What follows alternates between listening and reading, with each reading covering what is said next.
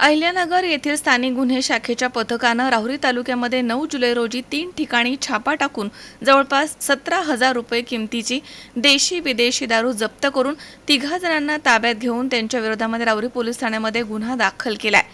अहिल्यानगरच्या स्थानिक गुन्हे अन्वेषण विभागाला माहिती मिळाली आणि त्या माहितीच्या आधारे राहुरी तालुक्यातील वांबोरी शिवारामध्ये हॉटेल शिवमच्या आडोशाला गणेश किसन भिटे या नावाच्या इसमाला देशी आणि विदेशी दारू विक्री करताना रंगेहात पकडण्यात आले। त्याच्याकडनं 5,280 रुपयांची देशी विदेशी दारू जप्त करण्यात आली आहे।